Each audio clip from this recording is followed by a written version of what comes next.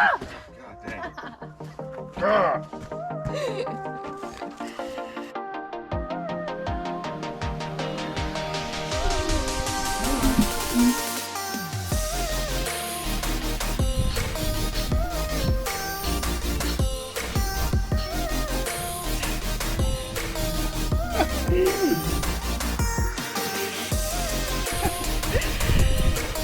So annoying. No, I can't do it. Caulk. Here, caulk all the nooks and crannies on your structure is to prevent. Are you laughing? So right now I'm just going through and I'm caulking all of the seams, anywhere where the trim meets the siding, just to create kind of a more smooth and consistent look. And then I'm caulking anywhere where there could be water intrusion, so like around the door here, underneath the flashing. We don't want to do above the flashing here because that's how water will actually come out if it gets behind everything. So Rory brought up a really good point. One of the reasons why you would want to caulk all of the seams on your structure is to prevent like wasps and other insects getting into the integrity of the wood and causing damage. Right, Rory? Yes. All right, as I get to a big knot. Yeah. All right, guys. So we've got both coats on our flashing. So we're gonna install these two pieces that are angled a little less than that over here on our edges for our gutters. Right in here. And then we're gonna tar paper the thing and install the roofing.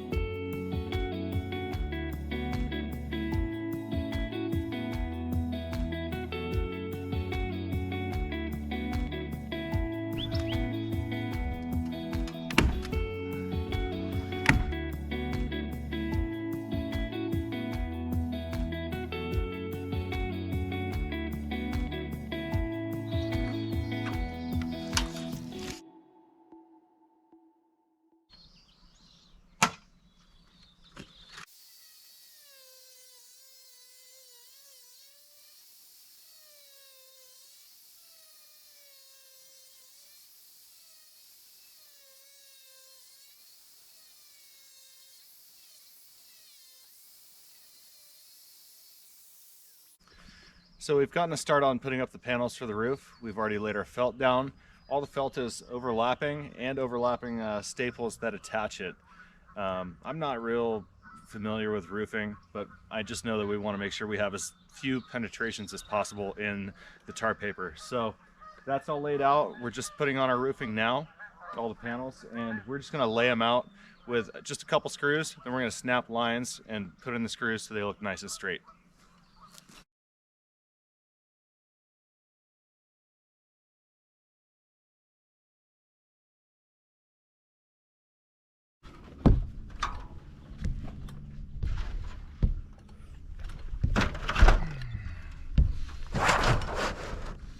Don't fall.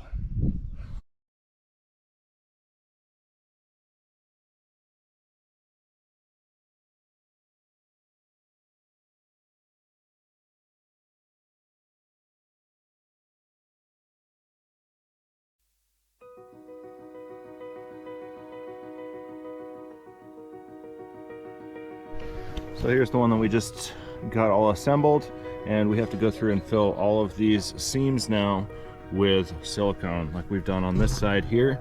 This side is already dried and ready to go, and that'll keep our gutters from leaking. Got to do the end caps, got to do all the seams.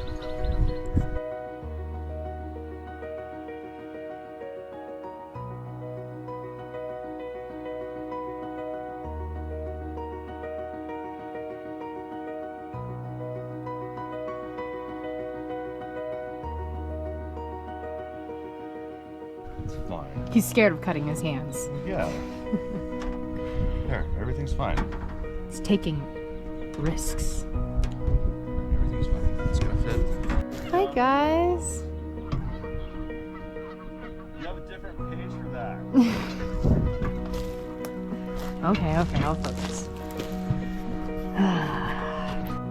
Would you like to explain what you're doing? I'm trying to fit these Without gutter, cursing.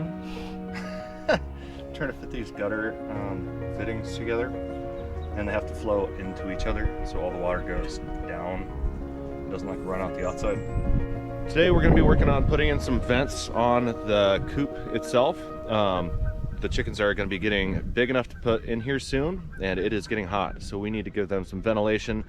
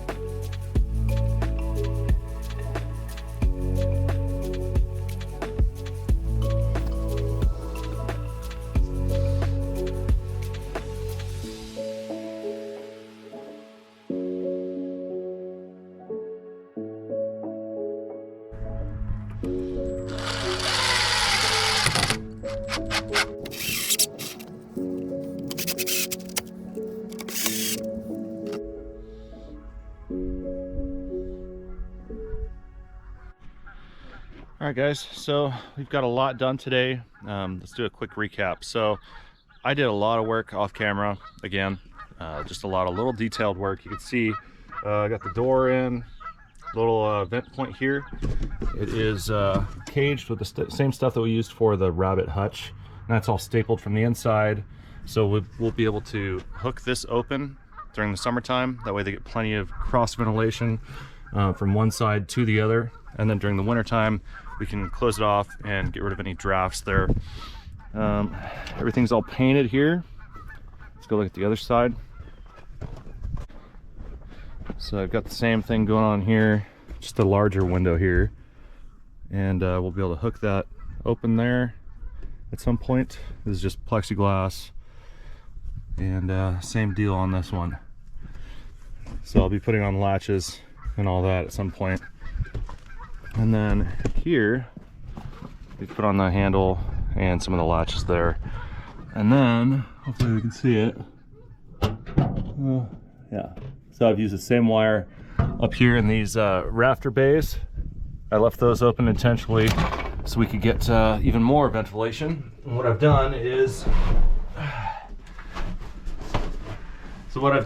I've cut them to the exact size to where it has to be flexed to be pushed in, and then stapled on either side here. So this way anything that tries to push in is gonna be really making those ends of the wire dig in more. I think this is 14 gauge PVC coated wire, but it's pretty sturdy. I'm not picturing a raccoon trying to sneak in here, but just in case any rats, or this is just about the right size for something a little bigger to be able to get in if they did. So anyway, got a lot done. It's gonna rain, so I gotta clean up all of these tools I used today. There was a lot of them involved today. And after this, we're gonna be working on putting in linoleum here, I think. Still not sure if we're doing linoleum or maybe FRP, some other kind of non-slip material, just to be able to clean their poop off. This obviously will just really absorb any kind of grime and stuff. So we're gonna try and make that a little more slick to be able to clean it out real easy.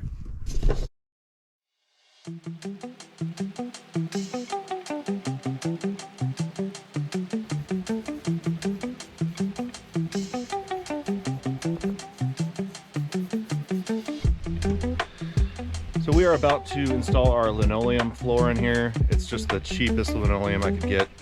It's basically just to keep any kind of moisture that's going to be from any droppings or anything from permeating into the wood, and that'll help us also clean everything out, all the deep litter, and things won't get hung up on the wood. It'll just be nice and smooth. So with that said, I've removed the doors because we have to do a little bit of trimming just on the bottom here so that they close nice and tight, because the linoleum is going to add a little bit of height to this, and it was just a single cut to begin with. So given that it's going to sag a little bit, it was hanging out just a little bit. So we're just going to remove a bunch on the doors. Here's the trim here, and so we're just going to remove this whole lip in the bottom here, and that way this will still close and give us a good seal, keep out the breeze and all that.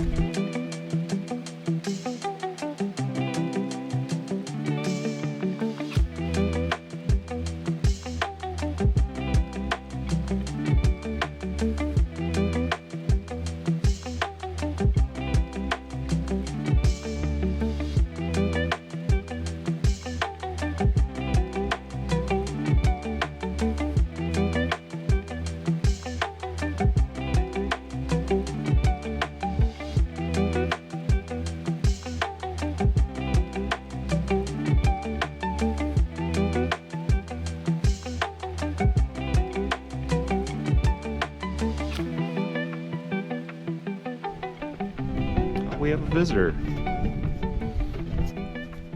He's a sporty mule.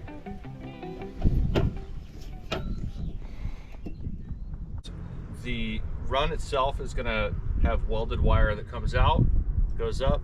It's really thick gauge wire. It's all going to be welded. The whole cage is going to be just really thick stuff.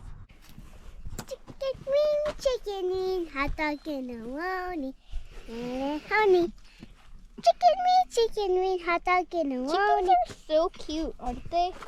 Yeah. I think chickens are my favorite animal almost.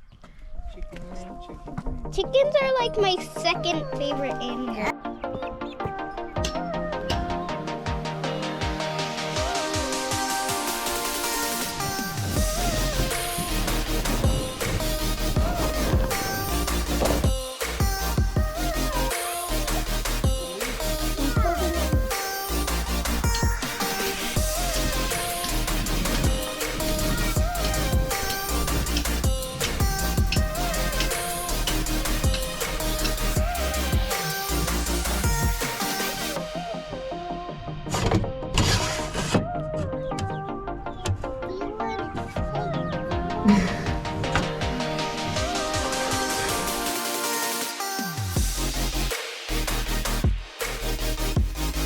Guys.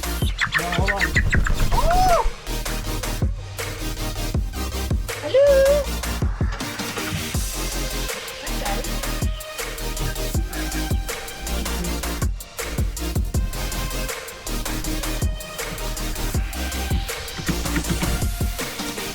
Ready for dinner, chickies.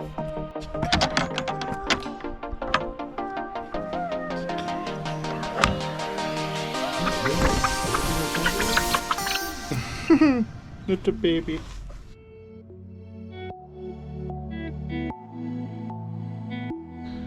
We are working on the chicken feeder. And so part of that is we need some bracing. So we've got all this steel here that we're gonna turn into kind of a bracket to hold plexiglass on the stud bay. That way we avoid any kind of bowing or anything that might cause cracking to that plexiglass. Make it really strong and hopefully last for a long time.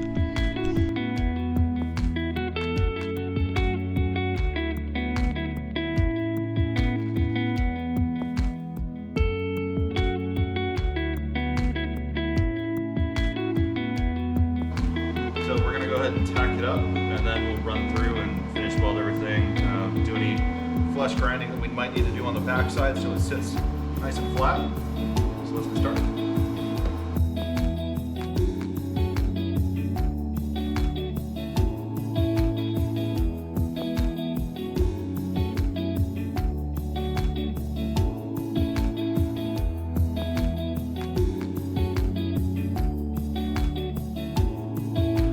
So our goal is to try and get our bulk chicken feeder up and going. Here's what we got going on. So what we're going to try and do is we are going to try and fill this stud bay up with feed.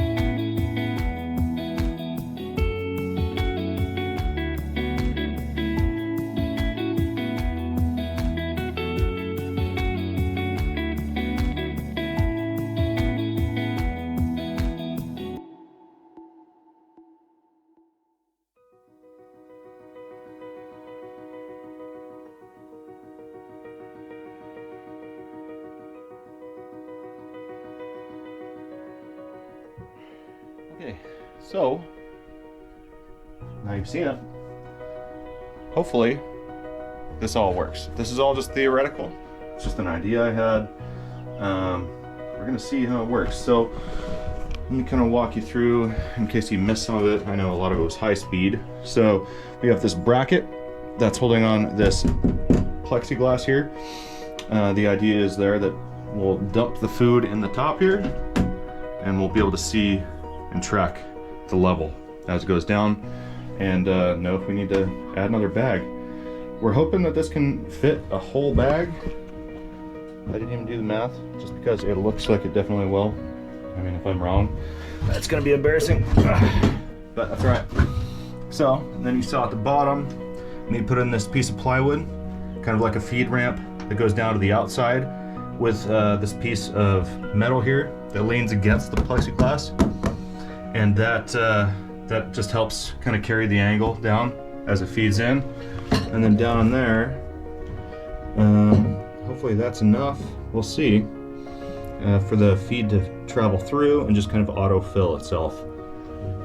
Down here, you see that that's where the food is going to be dispensed. And if I crawl under here, I'm gonna build a little, kind of like a little trough there. That is why I like doing this. Make a little jigsaw piece. It's perfect.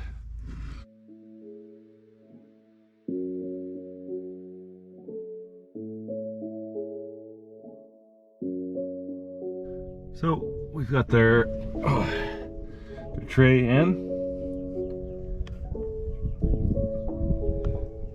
I have it.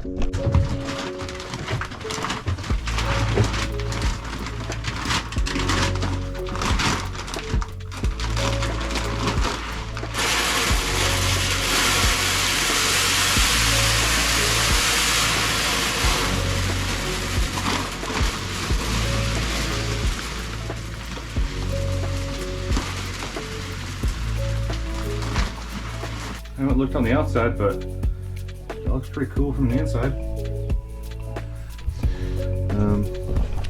Let's go see if it's spilling out the bottom and how it feeds.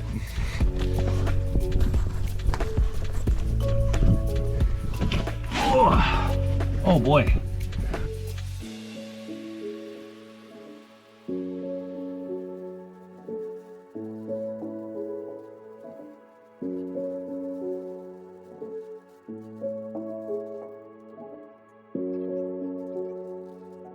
So these are 50-pound bags of feed. Is probably right now about 3/4 of the bag in a 2-foot stud bay. It's 3.5 inches deep and 22.5 inches wide-ish. But you could probably put 2 50-pound bags in here. And I'm not really still sure about how much waste they're gonna have. We'll have to kind of see how it goes. But right now, it looks like this is gonna keep them going for a long, long time. Everything seems to be holding pretty steady. I was a little bit worried about some of this like bulging out, but I mean it's really not that much weight pressing out against it. You can see that this little sheet metal piece that I put in there, that's really pressing up against the plexiglass and funneling it down to where we want it. So I think that was probably the best way to go there. So anyway, Summer, you can just cut all this out. It's dumb. Love you. I love you so much. I love you and I love our chickens. Now we're gonna put some forms in here. We are going to put some angle iron on the uprights and on the horizontal here.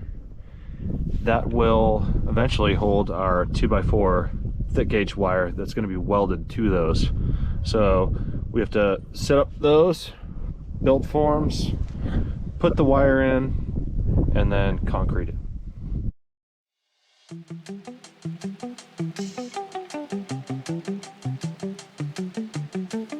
Ready, set, action. Okay, so we've got our angle iron screwed to the perimeter here, and now we need to set up our forms down here. Once our forms are set up, then we'll put in the wire. I'll go get the welder and we'll weld in our wire here, and then we can pour concrete.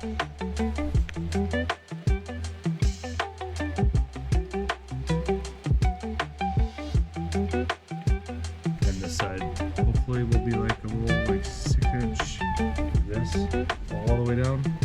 That's what I'm hoping for.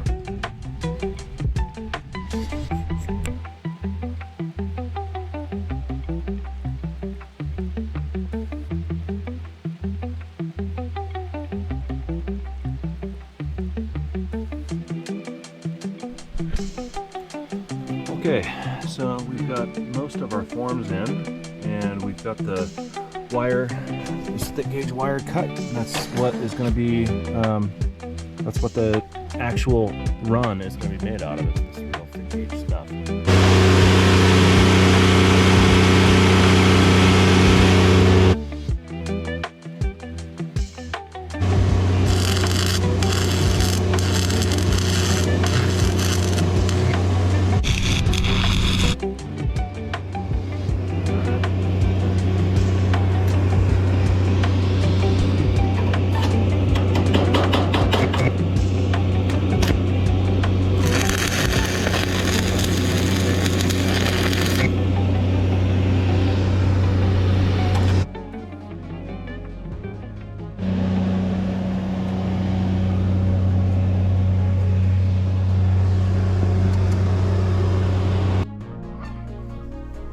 So here's kind of like the finished, not finished, but the forms are off. And I gotta just chip away at some of the stuff. It's really not a big deal. I can just leave it if it came down to it. But you can see this is solid. And that eventually is going to be what the rest of the run is. It's going to be that same concept, but you know, on a bigger scale, going out up to there, and you know, 7 feet tall. For now, we're doing one of these. Just a little run, just to get him outside because it's starting to get hot. Because we are going on vacation soon. We are going to go to Mule Days. If you guys don't follow my wife Summer's channel, well, I don't know if she can do that, but she does mule stuff, a lot of mule stuff, and so we're gonna go down and check out Mule Days in Bishop, California. So that should be fun. Anyway, so we're gonna be out of town. It's gonna be hot. We want the chickens to be able to be outside and kind of fend for themselves. So we're gonna work on setting up their water. We've already got their food set up underneath there. So I'm gonna work on their little water bar. It's gonna be down there.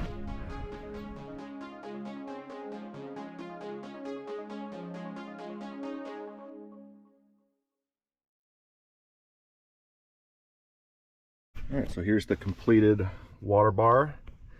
On this end, I just have a 1/2 inch hose end adapter. So that's where the hose is going to plug in until I am able to trench water over here.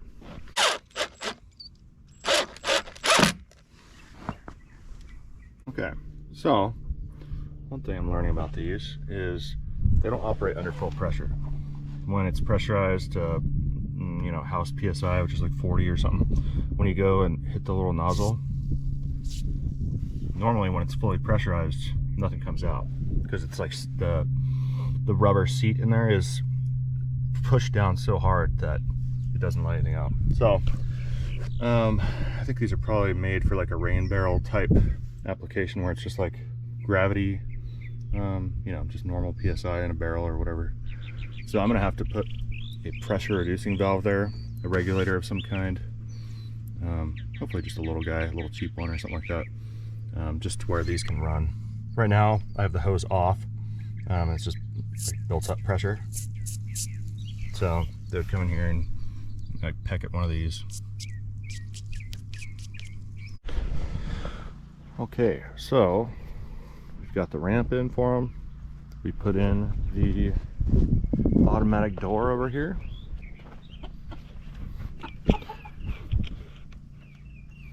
And it's set to lumens, open and closed lumens. So if I cover up the little light sensing thing there, give it about 5 seconds and it should start closing. There it goes.